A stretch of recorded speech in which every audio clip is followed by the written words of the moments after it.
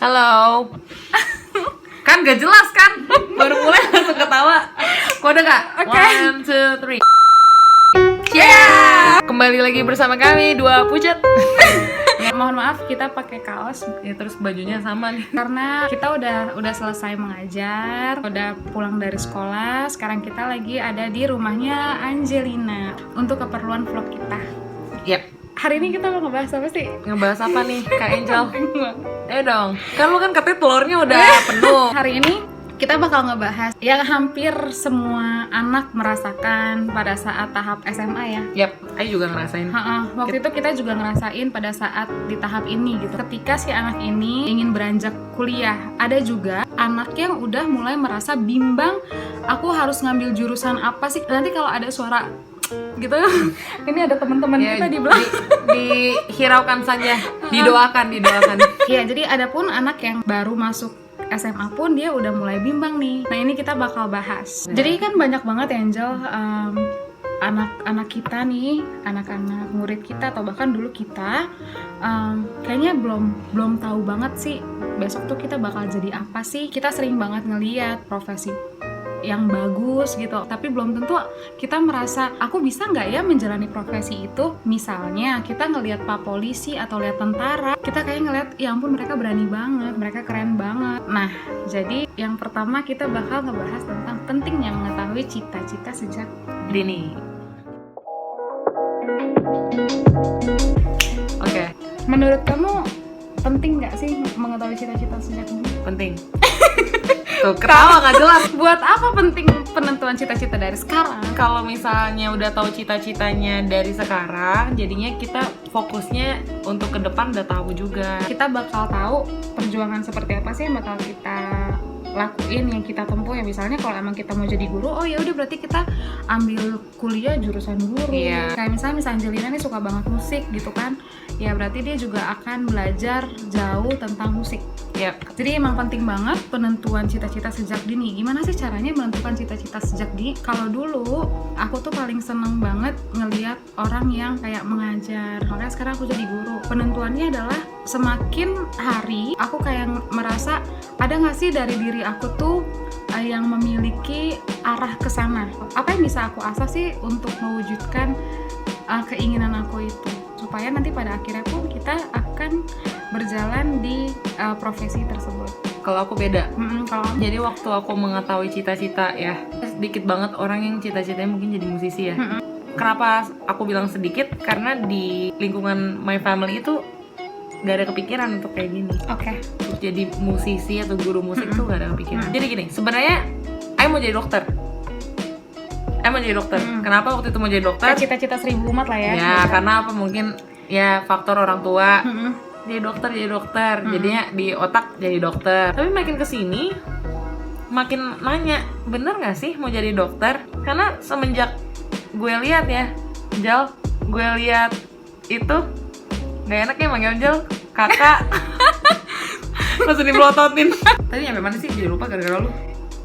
Ya yang dokter-dokter tadi. Waktu Aya mau jadi dokter, pas Aya lihat nilai-nilainya itu nggak bagus IPA-nya. IPA nggak ada yang bagus, jadi gue coba melihat lagi. Maksudnya waktu itu sih yang paling gampangnya adalah gue giniin Kak, apa sih yang sebenarnya Tuhan mau di gue? Oke. Intinya kayak panggilan ya. Iya. Panggilan gue tuh kemana sih? Soalnya gue percaya kita hidup itu bukan buat kaya ya. Ya. Intinya pokoknya kita hidup dan kita menjalani profesi kita supaya untuk berbuat kebaikan terhadap orang lain. Pasti gitu kan intinya. Nah tadi penting banget sih yang dibilang sama Angel, aku setuju banget. Mengandalkan Tuhan, karena sebenarnya profesi juga adalah panggilan. Perlu digarisbawahin tuh, cita-cita yang akan dilakukan sebagai profesi kita adalah sebuah panggilan. Iya. Dan itu jelas gitu, maksudnya nggak ada orang yang nggak dikasih lihat sebenarnya. Dari mana akhirnya gue mengambil jalan jadi musisi? Ternyata gue selama ini yang paling menonjol itu ya di musik. Dari banyaknya talenta yang dikasih. Jadi ya udah sebenarnya udah tahu panggilannya kemana, ya udah jalanin. Jangan dipaksa gitu loh. Gue bisa aja pada saat itu tuh gue nggak mungkin jadi musisi. Kenapa? Uang. Ya dong. Karena sifatnya biasanya orang mikir musisi sementara lah ya. Mau jadi apa? Mau jadi guru les? Mau makan apa? Mentok-mentok jadi guru. Kayak gimana gitu? Jadi guru. Buktinya pun gue jadi guru sekarang baik-baik aja. gitu. Iya betul, kita berdua baik-baik aja. Padahal banyak orang juga bilang kamu ngapain sih jadi guru gitu ya. Banyak sih sebenarnya yang bilang kayak gitu. Tolong nih, mohon maaf, ini ada tolong nih, bayangan lu gede banget. Jadi sebenarnya di ruangan ini kita nggak cuma berdua, kita berempat. Dengan 2 orang guru teman kita juga. Guru juga. Yang satu guru Mandarin namanya Lausa Siska, nanti bisa aja kita undang ya. Lalu yang kedua Miss Mia, guru musik juga. Satu alma mater juga sama kita. Iya, jadi menurut aku juga untuk mempertegas yang tadi Angel bilang ya, setiap profesi itu akan terasa baik apabila kita mengikuti panggilan serta sangat ikhlas menjalani itu dan berusaha untuk memberikan dampak yang sangat baik untuk orang lain. Betul. Talks dulu. Ya. Iya, apaan sih ya, gak jelas. Iya, oke.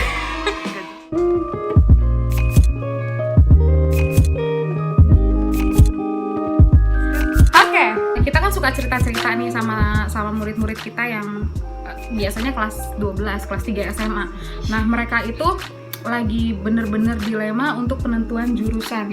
Miss, menurut Miss, universitas apa yang bagus? Jurusan apa yang bagus? Kok bisa nggak ya Miss ada di universitas itu atau di jurusan itu gitu kan? Waktu aku SMA dilema banget karena sebenarnya ada 2 pilihan yang aku mau banget pada saat itu. Aku lemah banget di hafalan, aku lebih suka menghitung, modelnya matematika dan yang kita tahu lah ya, pokoknya menghitung gitu.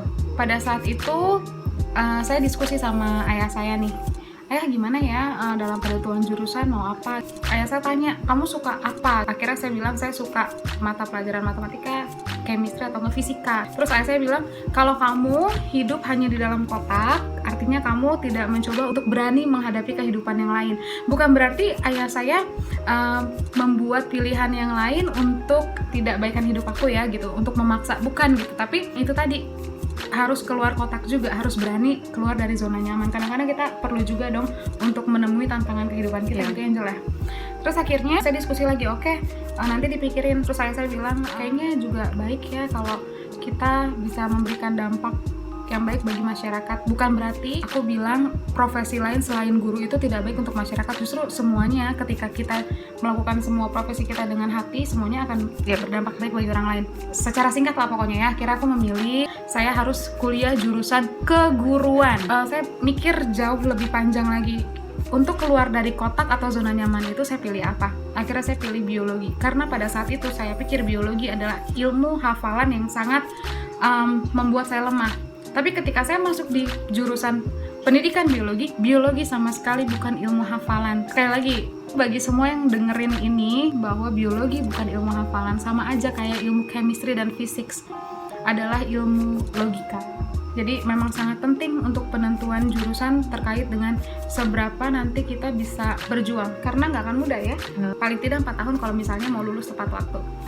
Kalau pas lagi aku kan penentuan jurusan kan dibantuin sama ayahku ya. Kalau Miss Angelina ini dibantuin sama mamanya gitu. Kita memang harus punya pendirian sendiri, tapi kita juga harus mendengarkan pendapat orang lain. Terutama orang yang hidupnya sudah di atas kita, yang punya pengalaman lebih banyak daripada kita. Bukan berarti artinya orang tua itu memaksa aku sama Miss Angel ini untuk menjadi guru. Bukan, tapi pandangannya. Setelah kita berdua berefleksi pada saat itu, oh ternyata sepertinya oke, aku yakin aku akan menjadi seorang pendidik.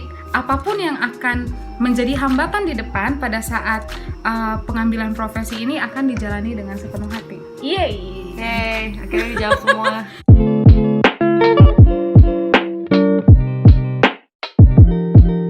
Kalau misalnya ada anak nih yang nanya kita berdua, pentingnya jurusan sama kelancaran, aku bakal jawab begini. Sebelum kamu masuk ke suatu tahap, kamu harus memikirkan bagaimana cara kamu membuka pintunya. Kalau menurut saya sih, refleksi diri saya sendiri, saya memberikan gambaran bahwa setiap tahapan itu sebuah pintu. Untuk membuka pintu itu kita harus punya keberanian, rencana kedepannya seperti apa, dan harus punya prinsip. Kuliah itu kalau misalnya kita memilih jurusan yang tidak tepat, saya rasa akan banyak sekali hambatannya. Bagaimana sih bisa penentuan jurusan itu tidak tepat? Banyak hal yang diterima menurut aku. menerima banyak masukan, tapi kita tidak membiarkan diri kita juga untuk sangat menentukan. Jika jurusan tidak tepat maka akan terhambat. Misalnya di jurusan saya itu kan penelitian keluar kota hanya untuk mengamati serangga. Nah kalau orang yang nggak suka sama dunia biologi, bahkan dia nggak suka serangga, contohnya dia, aduh itu mata kuliah nggak bakalan lulus. Guys, please, semua hal yang sudah ditentukan dijalani dengan sepenuh hati, tidak boleh mundur. Yang ada di belakang sebagai pembelajaran, yang ada di depan sebagai tantangan. Kalau mau masuk biologi tapi takut darah, nanti disuruh bedah-bedah nggak bisa. Makanya dia nggak masuk biologi. Yang masuk biologi justru aku. Oh, dia disuruh bikin musik? Nggak bisa. Nggak bisa. Artinya profesi itu kita sendiri yang menentukan arah perjuangannya, kita sendiri yang mengetahui jawabannya. Semua orang punya peristiwa yang berbeda pada saat menjalani kehidupannya. Banyak masalah gitu. Mungkin masalahnya Miss Angelina ketika kuliah berbeda dengan saya. Pokoknya buat yang denger, Murid-murid kita lagi milih-milih nih kalau jurusan aku kayak gini muka kamu ketutupan. Thank you, terima kasih. Terima kasih banyak. Nih kalau buat kalian ya yang masih bingung-bingung nih, atau buat yang kelas 11 pasti udah harus mikir kan nih, jangan sampai salah. Jangan sampai telat juga. Jangan sampai telat juga. Saya punya adik, tidak usah disebut namanya, takut dimarahin. Punya adik perempuan yang sampai detik dia ingin mengambil jurusan, dia nggak tahu cita-cita jadi apa. Mau jadi apa nggak tahu. Aku keren gak sih kalau pakai gitu? Keren. Tapi pas ditanya mau jurusan apa, dia tahu, dia bilang dokter. Lagi-lagi dokter. Tahu nggak kenapa? Karena dipaksa. Nah akhirnya dia usaha buat dapetin dokter ini, nggak dapet karena ternyata dia nggak mampu, Kak. Sampai akhirnya kita saling ngobrol, terus aku melihat dia kayak ada sesuatu yang lain gitu. Mungkin dia nggak lihat, mungkin tertutup dari dia. Kenapa? Karena ya dia selalu dicekokin itu dokter, jadi dia sampai nggak udah ngeliat lagi. Jadi nggak lihat kemungkinan yang lain untuk profesi dia ya? Tapi aku ngeliat kan, Kamu sebagai kakak itu selama ini bagus di mana segala macam. Akhirnya aku bilang akuntansi. Pas dia tes dia masuk. Akhirnya sampai sekarang baik-baik aja akuntansinya. Bayangin kalau misalnya dia akhirnya masuk Di kedokteran. Orang tua saya maksa banget. Sebenarnya siapa sih orang tua yang nggak mau anaknya jadi dokter ya? Karena kan sampai hari ini kayaknya kamu mau jadi apa sih? Pasti jawabannya kalau nggak dokter, polisi ya. Saya punya teman, Kak. Dia mau jadi musisi. Bagus banget main musiknya, dia solis di mana-mana, tapi dia sekolah kedokteran gigi. Sampai sekarang belum lulus. Padahal pintar. Aku pernah jadi pasiennya, dia bisa ikutin, tapi nggak tahu kenapa nggak bisa lulus sampai ke situ. Karena ada sesuatu yang ganjel di dia dan dia nggak mau lakukan gitu. Betul. Karena biasanya pada saat kuliah jika kita tidak menyukai bidangnya, maka akan ada aja hambatan. Ya nggak sih? Mungkin juga dia merasa takut untuk menjalani itu, akhirnya menjadi hambatan. Dulu aku juga punya teman kayak gitu kan. Saya dengar kemarin dari dia sendiri, dia udah mau DO, tapi puji Tuhan dia bakal lulus nih semester ini, tapi belum tentu bisa mengambil profesi dokter. Jadi menjadi sarjana dokter aja. Nah, itu dia. Nah, sekarang dia akhirnya bekerja jadi musisi. Dan sia-sia semua waktunya dia gitu. Bayangin kalau dia masuk ke jurusannya, orang tuanya mau ini ya, oke lah ya udah mau ngalah, dan mungkin orang tuanya mau lihat dia itu musisi ya, terima dia. Bayangin kalau dia jalanin kuliah musik, dia aja nggak sekolah musik, dia jadi solis. Gimana dia solis tuh solo, Kak? Iya. Solo, aku pengiringnya. Artinya sebenarnya profesi juga penting banget ya, kita punya bakat apa sih sebenarnya gitu ya, untuk lebih memantapkan gitu. Nah mungkin kalau kita nih sebagai guru, kita punya kemampuan untuk berbicara di depan banyak orang gitu, berusaha untuk dapat berkomunikasi dengan banyak orang dan mempengaruhi orang lain dengan segala hal positif yang kita dapatkan. Kenapa jadi salah gue? Ya, jadi kesimpulan dari omongan kita, ketika kita memilih jurusan yang tepat, maka mungkin saja hambatannya tidak terlalu besar. Walaupun sebenarnya kayak kita aja nih yang udah menjalani jurusan yang kita mau, itu kalau kuliah tuh berdarah banget loh. Susah. Berdarah deh, gitu. Berdarah yang nggak Udah yang kita mau loh, udah yang kita mau. Sekali lagi, 1, 2, 3. Udah yang kita mau. Itu berdarah nggak kelihatan, apalagi yang kalau misalnya kalian ngambil jurusan yang kalian nggak suka. Jangan sampai sih ya, tapi mungkin akan ada banyak hambatan. Jadi penting banget punya prinsip, penting banget refleksi, berdoa paling penting. Cari tahu panggilannya kemana, itu paling penting. Betul, haleluya. Haleluya. Gitu, bukan sok rohani, tapi memang betul banget, doa itu sangat membantu kehidupan. unto the Lord.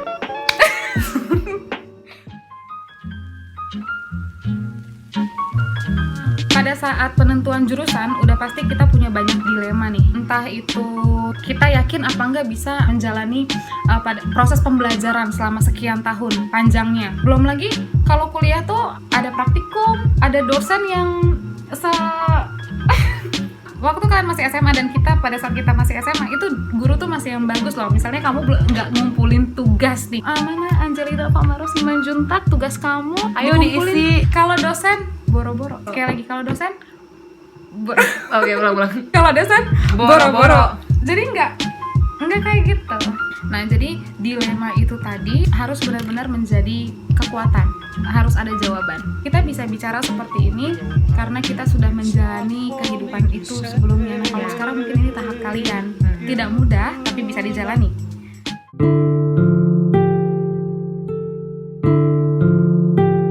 Hambatannya pastikan macam-macam ya, terutama dari lingkungan di luar kita. Misalnya orang tua, teman, dan guru.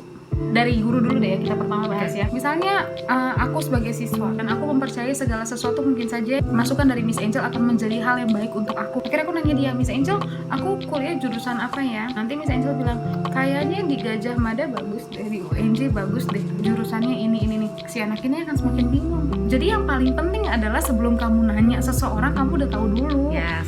Kamu mau jadi apa Itu. besok? Kamu suka apa? Suka apa dulu baru cari kemana kuliah.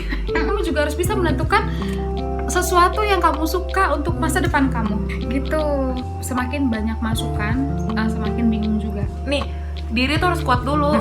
Mau orang banting kita ke kanan Iya. ke kiri, kalau emang kita udah tahu ya Aman. Dan gini, memang penting saran dari orang, tapi kalau kita udah kuat, jadi kita bisa pertimbangkan dengan baik gitu loh. Nggak langsung mentah-mentah. Kalau nggak kuat ya mentah diterima. Diterima karena apa? Kosong. Iya. Tapi kalau keisi, prinsipnya orang ngomong kita bisa pertimbangin sendiri, bisa oke makasih, terus diem-diem kita pertimbangin. Betul. Gimana nih ya. Menyendiri di dalam kamar penting tuh pada saat-saat itu. Iya. Karena saya selalu ngingetin ke anak-anak kan, kamu itu belajar selama sekian tahun bukan untuk menjadi orang yang biasa aja gitu. Bukan berarti orang biasa itu tidak hebat, tapi kamu bisa lebih dari itu. Kamu perempuan, kamu laki-laki sama sekarang ya. Tentang pendidikan itu yang menyokong kehidupan kita. Kamu sekolah tinggi, kamu punya kesempatan, kamu punya waktu yang cukup, kamu punya finansial. Kalau misalnya finansialnya terhambat, kita bisa pakai beasiswa, kita masih bisa berjuang, bekerja dulu baru kita kuliah. Banyak jalan terbuka ketika kamu mau melakukan itu dan mau mencapai itu. Nah, lanjut hambatan dari lingkungan yang kedua, itu dari teman. Ngerasa gak sih waktu SMA? Ngerasa. Iya kan? Apalagi gue waktu mau ngambil kuliah udah pada tahu lah, gue SMA masuk langsung SMA musik, kuliah ambil kuliah musik. Nah tapi kuliah musik ini bagi dua, performer atau pendidikan musik. Nah udah pasti teman-teman kan, lu ngapain jadi guru? Ditambah gue SMA udah, maksudnya kita udah performers gitu loh. Kayak pendidikan tuh fokusnya guru gitu. Terus skill lu turun, lu nggak bisa jadi ini, jadi itu, jadi ini, jadi itu, wah banyak banget. Nah, itu bikin dilema. Akhirnya ngambil di UNJ. Gue seneng nih kak, gue masuk ke UNJ, tapi karena temen gue, pengaruh teman, akhirnya gue berani sampai datangin nyokap gue bilang, Mami, apa aku boleh di IKJ? IKJ itu Institut Kesenian Jakarta, dan itu udah pasti lo jadi performer.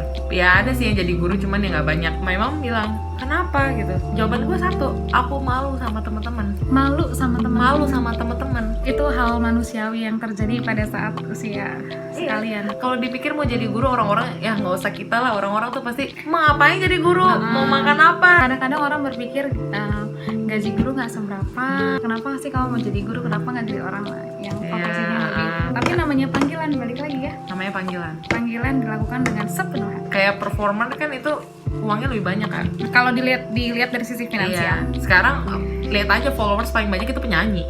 Betul. Tapi ujungnya ya tadi penentuan jurusan pada saat kuliah, my mom arahin akhirnya. Untungnya pada saat angkatan gue ya, my mom udah tahu lihat gue tuh sebenarnya kemana. Karena mau gimana pun juga orang tua jauh lebih tahu maksudnya daripada temen gitu ya, daripada guru. Pasti orang tua sebenarnya lebih tahu. Tapi sifatnya orang tua hanyalah mengarahkan. Itu yang paling penting. Bukannya kita mau mengoreksi semua orang tua, kalangan orang tua ya tidak. Tapi maksudnya kita sebagai guru terima banyak cerita dari murid-murid Yes, kita. terima, Dan kadang-kadang hambatan mereka sebenarnya adalah pemaksaan tadi. Bukan pemaksaan sih, tapi kayak terlalu udah kamu jadi ini aja. Padahal sebenarnya anak ini punya kemampuan di bidang yang lain. Iya, atau kemauan yang lain. Iya. Bahkan Dan akhirnya dia merasa sedikit tertekan, bukan sedikit tertekan, sampai nangis, sampai mungkin juga bahkan kadang-kadang ada tes masuk jurusan ini gitu. Nah si anak ini kalau emang dia belum tes, dia nggak bakalan nih mau ngelulusin untuk masuk jurusan ini, bisa aja gitu kan gitu. Dan akhirnya sebenarnya terhambat gitu, membuang uang, membuang waktu juga, membuang pikiran, hati juga capek pasti gitu pada saat-saat seperti ini.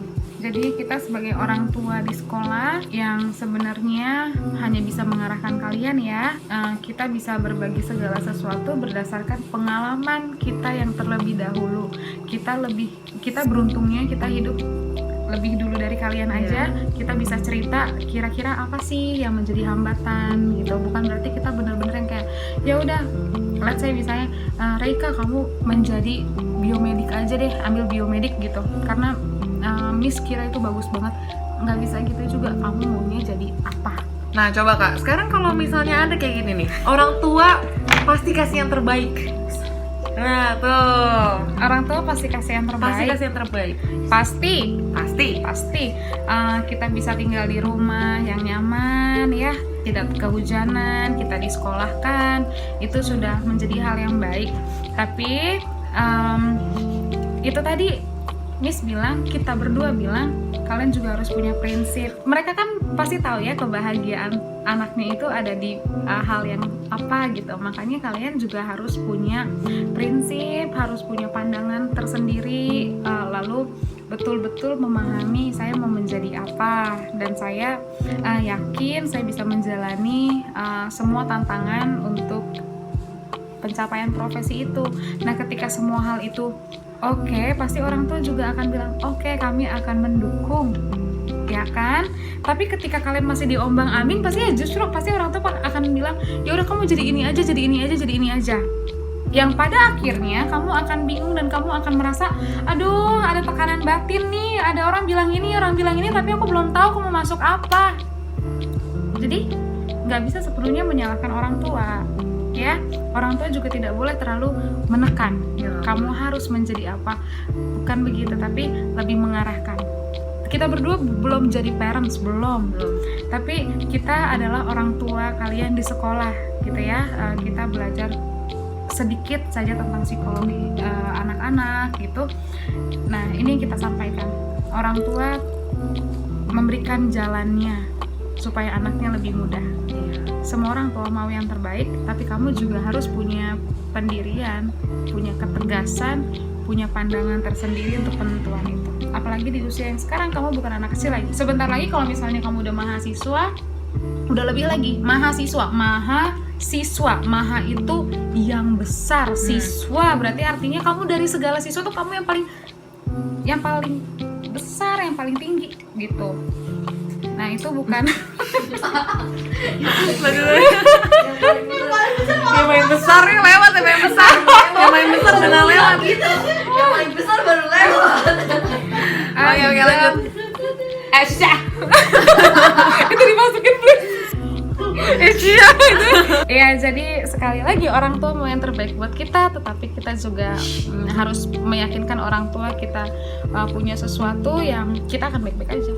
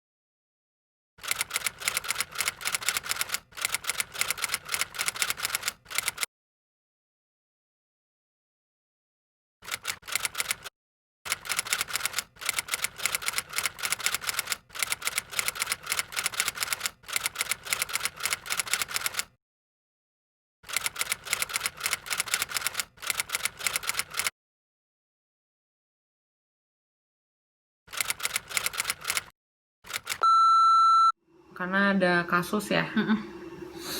Ada kasus beberapa murid. Takut. Oke, beberapa murid. Kita bilangnya beberapa ya. Beberapa. Beberapa. Padahal ada berapa? Enggak, banyak Banyak, sih. banyak. Ada ya. Kita ambil salah satu. Ini bukan untuk menyinggung, bukan Ya, ini. bukan untuk menyinggung. Ini Ini real. dan ini sangat cocok sama adik aku. Jadi ada beberapa murid yang cocok juga di adik aku gitu. Maksudnya memang sama gitu. Kejadiannya, Kejadiannya kasusnya. ya itu aja selalu kayak gitu. Ya mungkin terjadi juga di kalian ya. Tadi aku udah cerita sedikit soal adik aku ya. Iya. Soal adik aku. Saat dia fokus sama apa yang mama aku bilang, Mm-mm. kamu jadi dokter, ambil di sini, ambil di sini, ambil di sini. Kuliah atas semua. Maksudnya bahkan universitasnya udah dikasih set Set, set, set, gitu. set, gitu. Kamu Kayak di sini, lempar ambil uang sini. satu, Iya, dua, tiga. kayak lempar set, set, set, gitu. Oke. Akhirnya dia ikutin. Heeh. Terus dia gagal. Apa yang mama saya bilang? Ya mama saya bilang, kamu udah saya kasih semuanya. Tuh, itu tuh. Saya pernah belain, mami, kasihan loh ini si Kasihan lo adek adek saya. iya kasihan loh adek gitu. Mami saya cuma jawab, gimana kasihan? Saya udah kasih dia semuanya. Fasilitas saya kasih, uang saya kasih, les di mana-mana saya kasih semua. Enak-enak dia di rumah enak. Tuh, di sini aku mau bilang, kadang orang tua nggak ngelihat gitu Oh, loh. oke. Mereka cuma bilang, saya udah kasih ini materi ini gitu, tanpa mereka komunikasi gitu. Mereka kurang komunikasi padahal orang tua Sebenarnya nggak kasih waktu. anaknya mau apa gitu ya. Terus gini, sebelum adik saya milih kuliah, dia SMA itu ngambil IPA karena dia mau jadi dokter. Padahal dia anak IPS. Sekarang dia jadi ketua HIV/AIDS, Ketua apa nih? ketua organisasi itu. Oke. HIV/AIDS. Dan dia itu sering turun ke masyarakat. Dia memang udah aku lihat dia tuh orangnya yang turun ke masyarakat gitu loh. Kayak penyuluhan gitu bukan Iya, sih? penyuluhan. Oke. Penyuluhan, terus yang bisa ngomong gitu depan orang gitu loh. Dia bukan dokter, aku nggak pernah lihat dia jadi dokter sebenarnya. Tapi dia memang diem. Itu kurangnya komunikasi antara orang tua dan Anaknya. Dia diem. Makanya aku bilang enak di angkatan aku, mama aku lihat aku. Nah, nggak tahu ya, pas di adik aku mungkin dia ingin naik level mungkin. Anak aku biar ada yang jadi dokter, karena aku nggak jadi dokter. Karena anak pertamanya Anak pertama nggak jadi dokter. kebetulan tidak menjadi dokter. Tidak jadi gitu ya. dokter. Jadi anak yang kedua harus jadi dokter gitu loh. Dan waktu di SMA dimasukin ke IPA. Nilainya jelek. Terus mama saya ngomong lagi, apa yang nggak saya kasih sama kamu? Saya udah kasih semua sama kamu. Uang jajan saya kasih, ini saya kasih, sampai adik saya tertekan gitu, stres. Dan mama saya nggak tahu kenapa. Setiap kali nanti dia ngomong, mama marah. Apa yang nggak saya kasih ke kamu? Udah itu aja yang dijawab. Apa yang nggak saya kasih ke kamu? Fasilitas saya kasih, uang saya kasih, kamu enak di rumah gitu. Terus gini, saat nilainya tiba-tiba baik, rankingnya naik, mama saya bilang, nah ini kan udah mama bilang pasti bisa jadi dokter. Pas saya lihat nilainya, ternyata yang bagus bukan IPA-nya. Ayo. Sebenarnya jadi kan kalau di raport itu kan ada dari pendidikan agama, kewarganegaraan sampai dengan muloknya ya kan. Tapi ternyata nilainya adiknya dia yang bagus itu bukan di jurusan IPA-nya gitu kan. Tapi karena memang nilainya yang lain itu bagus ya udah jadi dia bisa ada di peringkat yang tinggi. Nah, gitu. terus orang tua kadang cuma menyimpulkan, nih ranking 1, ranking 2 jadi dokter. Iya. Ranking 1 jadi presiden. Kamu ranking 1 gitu. Totonya bagusnya di bahasa.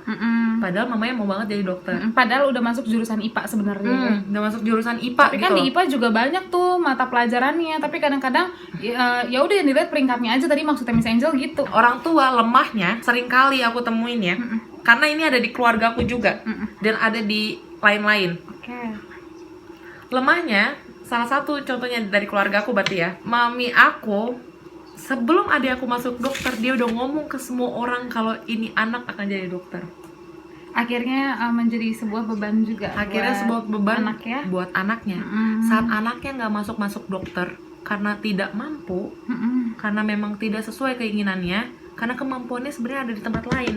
Oke. Panggilannya di tempat lain. Tapi tidak disadari gitu Tidak ya kan? disadari. Ternyata panggilannya ada di situ. Saat dia tidak dapat akhirnya orang tua bukan cuma anak yang stres, orang tua stres. Kenapa? Malu, karena udah bicara sama orang. bicara sama semua orang. Dan kadang-kadang ekspektasi yang tidak didapatkan itu juga menjadi sebuah tekanan. Ya, Gitu. akhirnya apa? Orang tua maksa terus, pokoknya nih anak harus jadi dokter. Udah nggak peduli lagi sama Kondisi anaknya, kondisi ya. anak udah nggak peduli lagi. Pokoknya harus jadi dokter. Apa kata teman-teman apa kata mau dibilang apa gitu. Memang pernah nangis soalnya. Cuman gara-gara dia nggak jadi dokter. Iya. Tapi sekarang ya, adik saya udah semester 5. Sekarang dia lihat gitu. Adik saya sekarang udah di mana-mana. Dan ternyata Dengan panggilannya dengan gitu. panggilannya dia Dengan panggilannya dia maju gitu loh. Waktu di SMA, waktu dia ngambil IPA, otomatis kan dia fokusnya ke IPA. Iya. Dia kayak terhambat gitu loh. Apa aja misalnya kayak gini lah Kak, aku di musik. Tapi misalnya aku ngambil jurusan akuntansi, kan aku berarti nggak ngapa-ngapain. Iya. Ya kan? Jadi aku kayak terhambat gitu. Karya-karyaku akan terhambat. Apa yang ada di dalam diri kita tuh menjadi terhambat ya. Gitu. Tapi pas dia kuliah, akhirnya dia udah ngambil panggilannya, akhirnya mami nyerah ya. Sekarang dia di mana-mana. Dan ternyata dia bisa buktiin di kesenangannya dia, di memang pilihan hatinya, dia bisa berkarya luar biasa. Iya. Bahkan bukan hanya untuk dirinya dia, tetapi juga untuk orang lain. Pesan penting dari ceritanya Miss Angelina adalah kita harus berani walaupun sebagai seorang anak ya, kita harus berani berdiskusi membicarakan soal yang penting ini, karena ini adalah menentukan kita ke depan gitu. Dan saya selalu bicara pada anak-anak, ketika kita punya prinsip yang kuat tetapi tidak egois. Prinsip dengan egoisme berbeda ya. Ketika kita punya prinsip yang kuat, maka kita juga bisa membedakan mana suara hati kita yang sesungguhnya, dan apakah yang harus kita jalani ke depan. Mengambil 1000 langkah maju ke depan, salah satunya membicarakan soal jurusan Ya. dengan orang tua. Itu ya. Karena emang kadang juga dari kalian nih nggak mau komunikasi sama orang tua. Iya, jadi gitu. orang tua nggak ngeliat. Ya dong Kak. Kadang bahkan dipendem. Dan bahkan kadang-kadang alasannya gini, mami pulangnya malam, papi pulangnya malam. Itu cuman sekedar alasan yang bisa membuat kalian merasa lebih aman menurut Miss, menurut kita berdua. Karena kalian punya waktu. Masa sih 10 menit nggak bisa? Mami, Daddy tolong please stay, kita kita discuss soal ini gitu. Nggak ada pasti orang tua yang udah nggak usah. Nggak mungkin orang tua kayak gitu. Jadi kita dari dalam diri kita, ayo mami kita diskusi ya please gitu. Walaupun kalian misalnya ya, permisi Miss bilang begini, kita berdua permisi izin, kalau misalnya kalian punya relasi yang kurang baik dengan orang tua, tapi ketika kalian sudah menjadi seorang yang dewasa seperti ini, beranjak dewasa seperti ini, kalian harusnya bisa memperbaiki segala situasi. Orang yang dewasa secara berpikir, dia bisa mengendalikan situasi, bukan situasi yang mengendalikan dia. Itu pesan dari kita dalam hal ini ya tadi. Terus jangan dipendem-pendem keahliannya. Jangan dipendem. Miss bisa akhirnya masuk musik, orang tua bisa lihat musik karena nggak dipendem. Betul. Jadi orang tua mikir gitu loh, mereka juga mikir. Dan juga akhirnya ya, nih anak Miss gitu. Angel bisa ngajarin kalian tentang musik gini gitu kan ya. Dia menciptakan sesuatu gitu. Begitupun juga dengan saya mengajari kalian beda dan segala macam tuh, intinya karena kita menyukai profesi kita, menjalani dengan sepenuh hati. Kalau kita tidak menjalani sepenuh hati, yang dipaparkan oleh dosen kita, yang diajarkan oleh dosen kita, mungkin kita tidak bisa terima dengan baik. Nanti akan ngerasain sendiri. Jangankan gini ya, kita udah masuk nih jurusan yang kita mau, musik. Aku musik, dia biologi ya. Tapi di saat kuliah ada mata kuliah yang lain. Itu aja kadang males. Betul, kan jadi ada mata kuliah yang emang bener-bener mata kuliah secara biologi dan secara musik, terus ada kuliah yang mata kuliah umum. Gitu. Itu kadang-kadang kita juga kayak ngerasa, aduh mendingan kita bener-bener kuliah yang biologi aja atau yang musik kadang males. aja. Bahkan nggak dilakukan sepenuh hati, jadinya disuruh kerjain tugas copy paste. Ini yang perlu kita sadarin ya. Iya, jadi memang maksudnya kita udah ngambil jurusan yang itu aja begitu gitu loh. yang udah kita sukai saja masih ada yang Padahal cuma masih mata ada kuliah loh. hambatannya. Padahal cuma mata kuliah. Gimana yang bener-bener menjurus ke situ terus nggak disukai? Betul. Kelar. Jadi setiap detailnya pasti akan memberikan dampak ya. Nah pokoknya pesan dari kita adalah kuat. Kuat. Terus cari panggilannya. Berdoa ya. Berdoa. Kalau aku dulu gini yang tadi aku bilang, sebenarnya gimana bahasa yang baik ya? Kalau aku Tuhan, aku tuh mau orang ini tuh jadi apa sih? Aku begitu sih kemarin mikirnya, gitu. Jadi aku tahu panggilannya. Jadi aku melihat ternyata Tuhan kasih aku talenta ini, talenta fotografi, talenta menggambar, talenta musik, talenta editing, talenta ini dan itu. Tapi yang menonjol itu ke sini. Iya, Tuhan yang kasih menonjol apa jalannya sih? banyak banget di sini. Betul. Ya udah berarti kalau aku jadi Tuhan, pasti aku mau banget jadi musisi. Oke, gue musisi. Betul. Dan Betul. ketika sudah mendapatkan hasil refleksi itu dijalankan dengan sepenuh hati. Tantangan ke depan semakin banyak. Ketika kita semakin dewasa, otomatis semua tanggung jawab itu akan semakin besar. Yep. Ya, kita nggak bisa menghindari itu, tapi kita hadapi. Jadi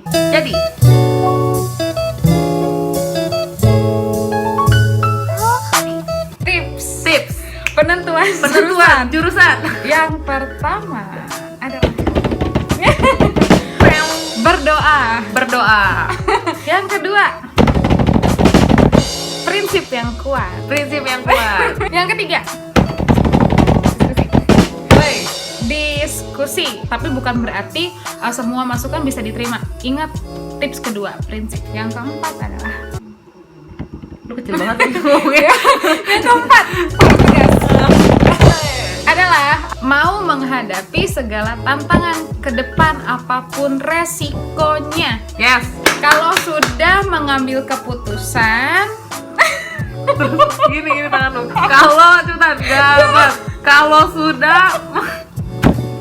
Kalau sudah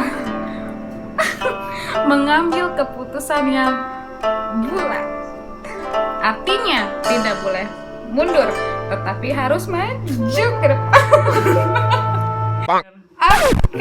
Oke. Ada lagi Miss Angel? No. Udah ya. I think it's enough for today. Kita mau tidur. Kita ngantuk. Besok kita ada HLP.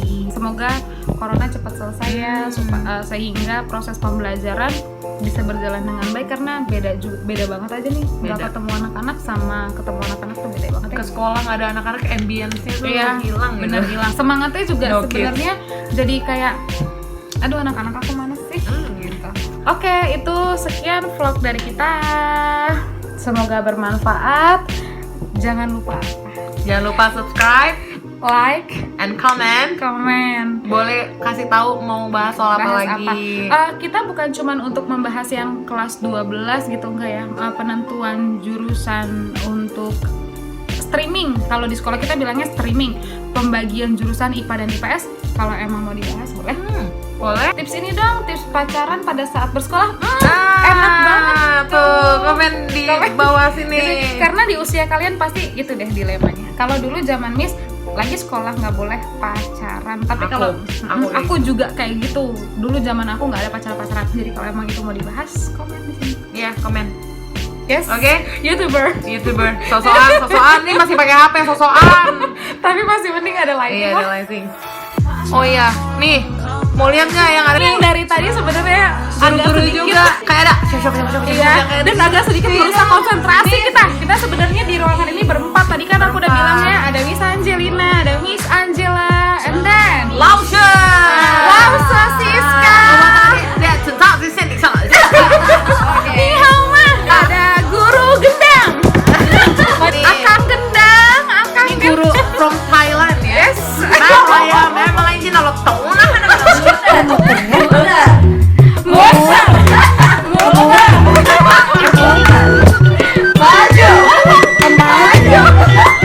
Oke, sekian dari kita. Makasih. Semoga bermanfaat. Ya, semoga bermanfaat dan berfaedah. Yes.